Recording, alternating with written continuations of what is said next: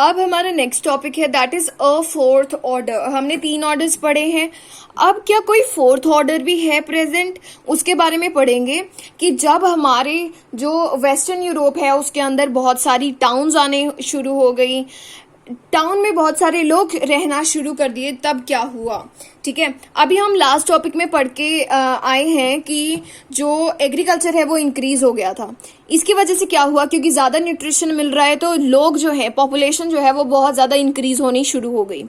ठीक है, अब जो ये लोग हैं, क्योंकि ये एग्रीकल्चरल प्रॉस्परस हो चुका है, इसकी वजह से टाउन्स भी क्रिएट होनी शुरू हो गई, सिटीज़ आने लग गई।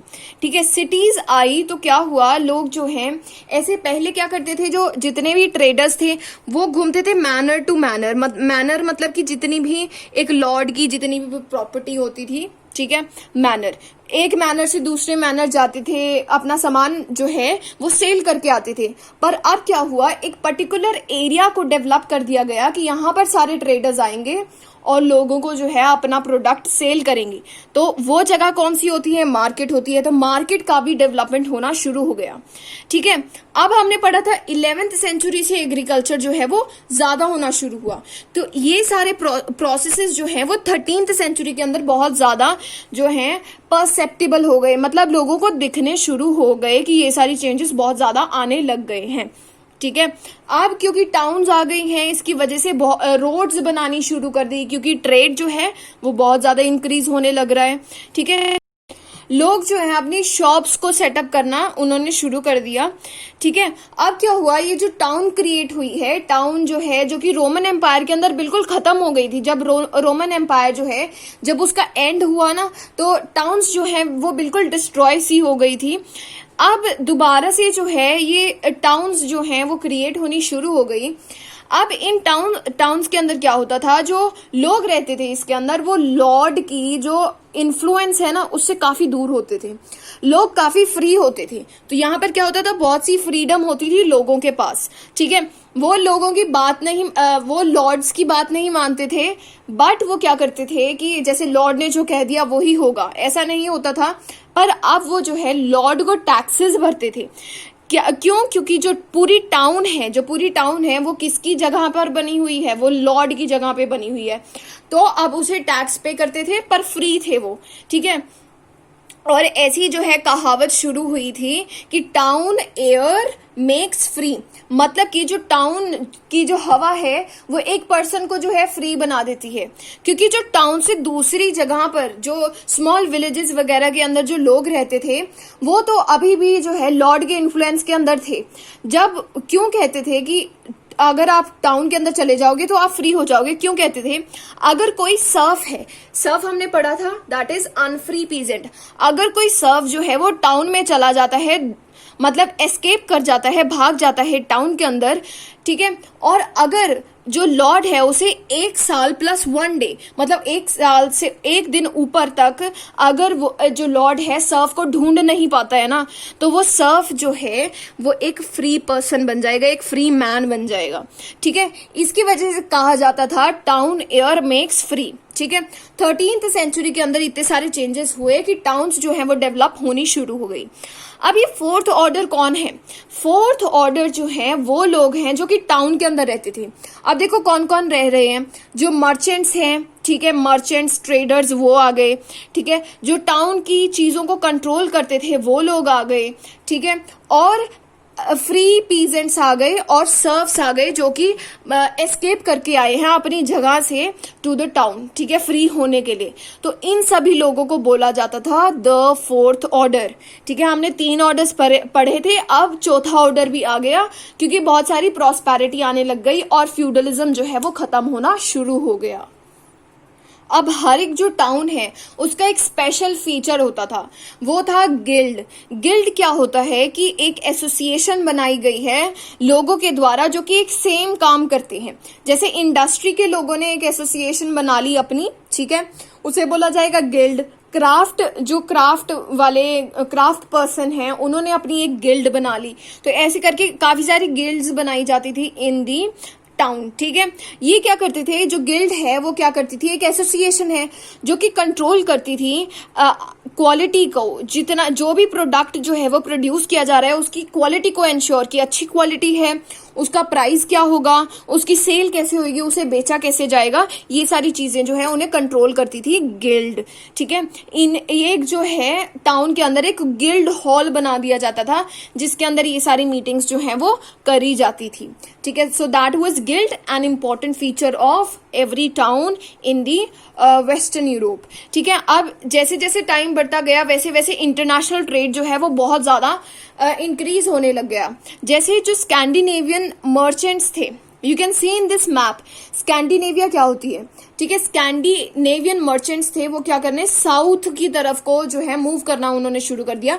देखो एस से शुरू हो रहा है ना, तो ये क्या साउथ की तरफ को मूव कर रहे थे और अपना जो है ट्रेड कर रहे थे। किस चीज का trade, fur and hunting hawks का। जो वेस्ट एशिया का ट्रेड है, ट्रेड रूट्स हैं वो बहुत ज्यादा डेवलप होने लगे। मतलब जो यूरोप के लोग थे वो वेस्टर्न एशिया के साथ जो है ट्रेड करना उन्होंने शुरू कर दिया, और फ्रांस के अंदर भी बहुत सा ट्रेड जो है वो डेवलप होना शुरू हो गया।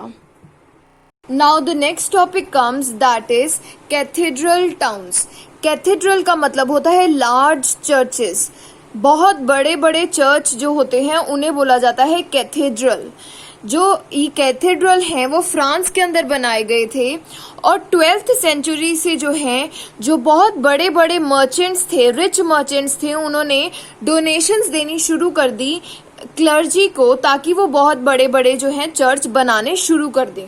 ये जो चर्च हैं वो स्टोन के बनाए जाते थे, और ये जो कैथेड्रल हैं इनके आसपास जो है टाउन्स बननी शुरू हो गई थी।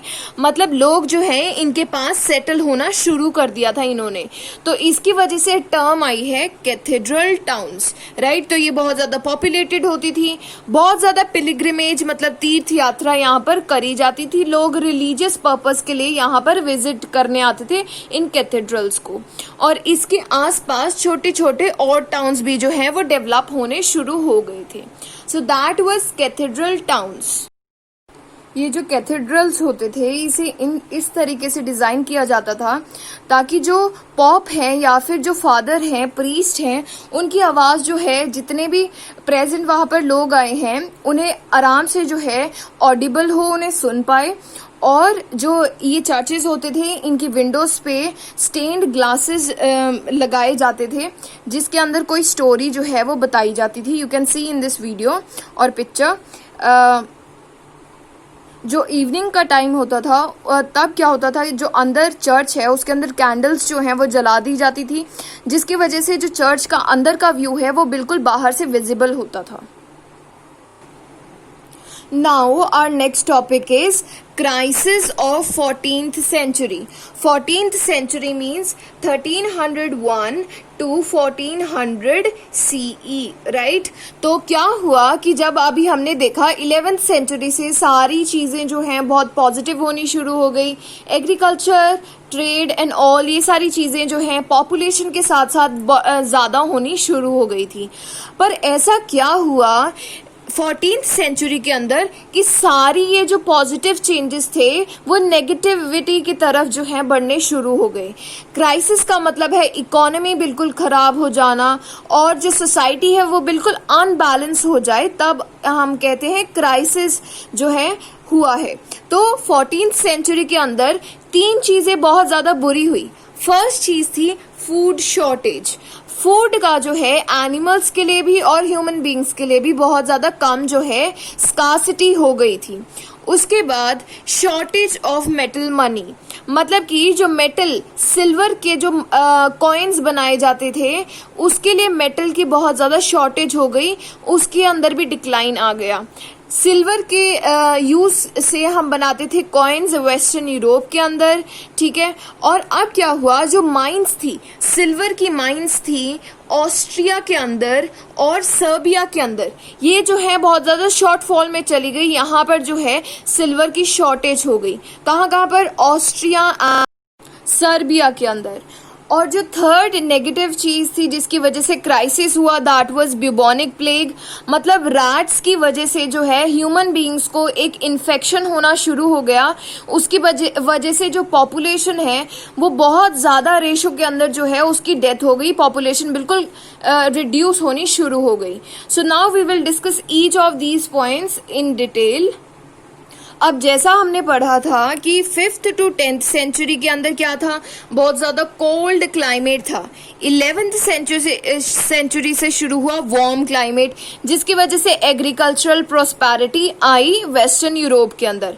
पर अब ये जो 300 ईयर्स की ये जो वार्म क्लाइमेट आया था और प्रोस्पेरिटी आई थी, वो ख़त्म होनी शुरू हो गई in the end of the 13th century. 13th century मतलब 1201 to 1300, मतलब 1300 के जो थोड़ा सा पहले वाला टाइम था, उस टाइम में क्या हुआ कि ये जो वार्म क्लाइमेट था वो ख़त्म होना शुरू हो गया और जो समर्स थे उसके अंदर भी बहुत ज़्यादा ठंड आनी शुरू हो गई, वो भी कोल्ड क्लाइमेट में जो है चेंज हो गया। अब देखो क्या हुआ कि हम क्या यूज़ करते थे 11th से लेकर 13th तक, दैट वाज 3 फील्ड सिस्टम, है ना। और इसकी वजह से जो है इतनी सारी एक्सपेंशन हो पाई थी एग्रीकल्चर के अंदर, ट्रेड के अंदर और पॉपुलेशन के अंदर। पर अब क्या हुआ, क्योंकि हम एक्सपेंशन करते जा रहे थे, इसकी वजह से जो है हमें लैंड की भी ज़रूरत थी। इसकी वजह से जो फॉरेस्ट है उसे भी काट दिया जा रहा था और जो पास्चर लैंड है, मतलब कैटल के लिए जो लैंड है, उसे भी कम कर दिया जा रहा था। अब क्या हुआ, क्योंकि ये पास्चर लैंड मतलब कि जहाँ पर घास है for the cattle, for the animals, वो बहुत ज़्यादा कम कर दी गई। इसकी वजह से जो कैटल के लिए फूड है वो भी बिल्कुल कम हो गया। इसकी वजह से क्या हुआ, कैटल की फूड प्रोडक्शन भी कम हो गई। और 3 फील्ड सिस्टम जो है, इसकी वजह से फर्टिलिटी तो इंश्योर की जाती थी, पर क्या हुआ कि सॉइल कंजर्वेशन के ऊपर इतना ध्यान नहीं दिया जा रहा था। इसकी वजह से जो सॉइल की फर्टिलिटी थी वो कम होती जा रही थी। इसकी वजह से सॉइल जो है इतनी फर्टाइल नहीं रही। अब देखो क्या हुआ, क्योंकि सॉइल भी इतनी फर्टाइल नहीं रही और इसकी वजह से क्या हुआ कि हमारा फूड का प्रोडक्शन जो ह्यूमंस के लिए है वो भी कम हो गया। और क्योंकि हमने पास्चर लैंड्स को क्लियर कर दिया, इसकी वजह से जो कैटल है, जो एनिमल्स हैं, उनके लिए भी फूड जो है इतना नहीं रह पाया। अब हम देख सकते हैं क्योंकि फूड बहुत कम हो गया है और पॉपुलेशन जो है वो लास्ट 300 ईयर्स के अंदर बहुत ज़्यादा इंक्रीज कर गई है। इसकी वजह से क्या हुआ, फूड की बहुत ज़्यादा ही शॉर्टेज होनी शुरू हो गई। इसकी वजह से क्या हुआ, फेमाइन्स आने शुरू हो गए, मतलब लोग जो हैं भूख की वजह से, हंगर की वजह से जो है उनकी डेथ होनी शुरू हो गई। तो आप देख सकते हैं कि हाई पॉपुलेशन की वजह से ये जो फेमाइन्स आए थे ह्यूमंस के लिए, वो थे बिटवीन 1315 to 1317। ठीक है, 1315 to 1317 जो है ऐसा होना शुरू हो गया था। मतलब 13th सेंचुरी जब अब खत्म ही हुई थी और 14th सेंचुरी शुरू हुई थी, तब ऐसा होना शुरू हो गया, फेमाइन्स आने शुरू हो गए। और जो कैटल हैं उनकी भी बहुत ज़्यादा हाई नंबर्स में जो है डेथ होनी शुरू हो गई फ्रॉम 1320s। मतलब 1320 जब शुरू हुआ, 2021 ऐसे इस ईयर्स में जो है कैटल्स की बहुत ज़्यादा डेथ होनी शुरू हो गई। So this was the very first point about the decline in the food production for animals as well as for human beings. Now coming to the third point, that is bubonic plague.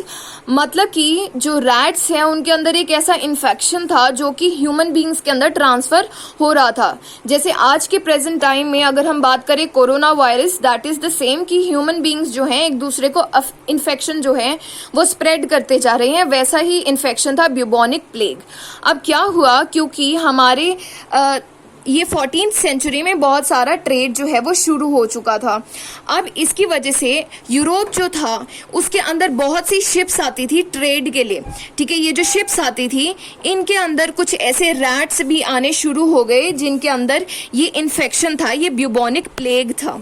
ठीक है, तो क्या हुआ कि ये जो Europe था ये शुरुआती सेंचुरीज के अंदर बहुत ज़्यादा इंसोलेटेड था, मतलब यहाँ पर ज़्यादा जो लोग हैं वो ज़्यादा नहीं आया करते थे और इनकी इम्यूनिटी भी इतनी अच्छी नहीं थी।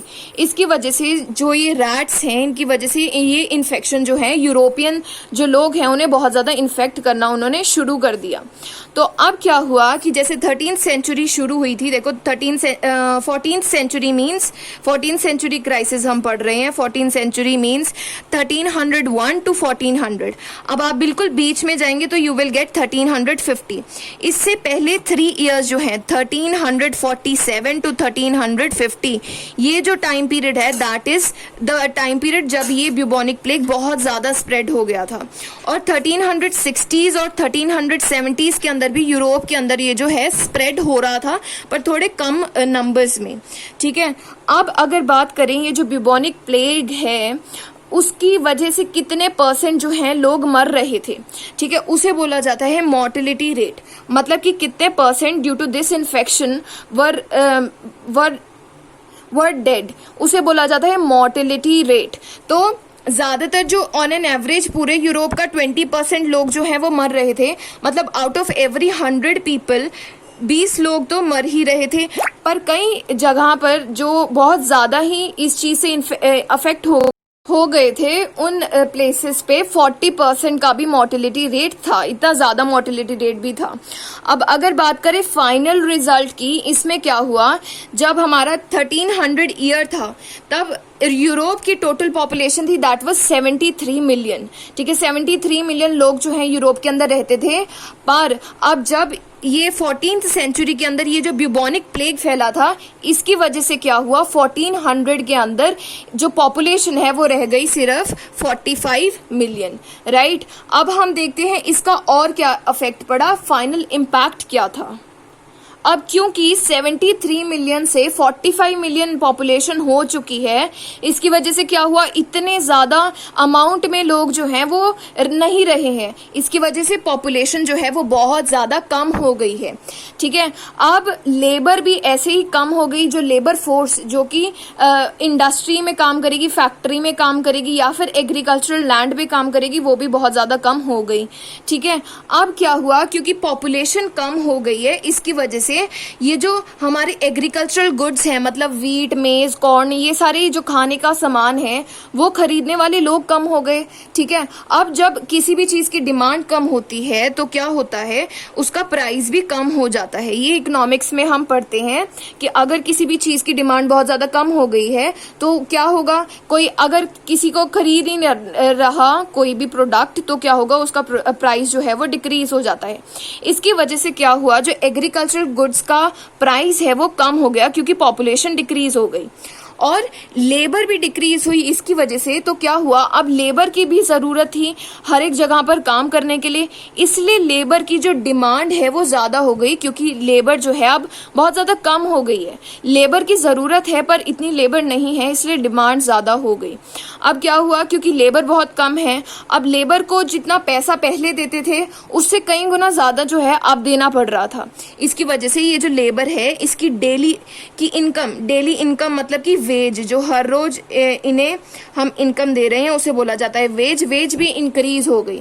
डबल से भी ज़्यादा जो है पैसा देना पड़ रहा था इन लेबर वर्कर्स को। ठीक है, अब हम नेक्स्ट टॉपिक पढ़ेंगे सोशल अनरेस्ट, यहीं से कनेक्ट करके। अब क्योंकि आपने देख लिया प्राइस कम हो गए हैं और वेज ज़्यादा हो गई है, सबसे बड़ा जो खतरा है वो किसके ऊपर आया, लॉर्ड्स के ऊपर आया। क्योंकि लॉर्ड्स वो लोग थे जो कि कमाते थे इन एग्रीकल्चरल प्रोडक्ट्स को सेल करके। अब क्योंकि अगर वो एग्रीकल्चरल प्रोडक्ट को सेल कर रहे हैं, इतना कम पैसा मिल रहा है, तो उन्हें जो है उनका प्रॉफिट बिल्कुल ख़त्म हो गया है। और लेबर क्योंकि कम हो गई है इसलिए उसे ज़्यादा वेज देनी पड़ रही है, इसकी वजह से भी लॉर्ड के जो बहुत ज़्यादा लॉसेस हो गए थे। अब लॉर्ड क्या सोचने लगे कि ये जो हमने मनी वाला सिस्टम शुरू किया है कि हम सर्विस को बंद करके हम मनी को ले आते हैं, इस चीज को खत्म कर देते हैं।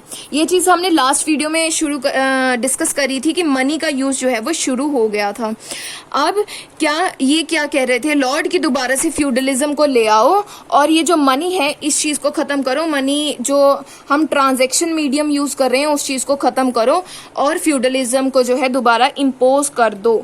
ठीक है, अब क्योंकि जो पीजेंट जो हैं अब थोड़े एजुकेटेड हो चुके थे और थोड़े रिच हो चुके थे, इसकी वजह से उन्होंने इस बात को समझ लिया कि अगर दोबारा से फ्यूडलिज्म आएगी, दोबारा से एक्सप्लॉयटेशन जो है होनी शुरू हो जाएगी। इसकी वजह से जो पीजेंट्स हैं वो बहुत ज़्यादा एंग्री हो गए और उन्होंने क्या किया, उन्होंने रिवोल्ट करने शुरू कर दिए कि ये जो लॉर्ड्स हैं ये दोबारा फ्यूडलिज्म को ना ले आए वेस्टर्न यूरोप के अंदर। तो कहाँ कहाँ पर हमारे रिवोल्ट हुए, that was Flanders, France and England. ठीक है, FEF। तो यहाँ 3 जगह पर रिवोल्ट हुए थे, मतलब कि जो सारे पीजेंट्स हैं वो इकट्ठे होकर प्रोटेस्ट करना उन्होंने शुरू कर दिया कि ऐसा नहीं होना चाहिए। So that was it in this video. We will be continuing the rest of the part of this chapter in the coming video. Thank you.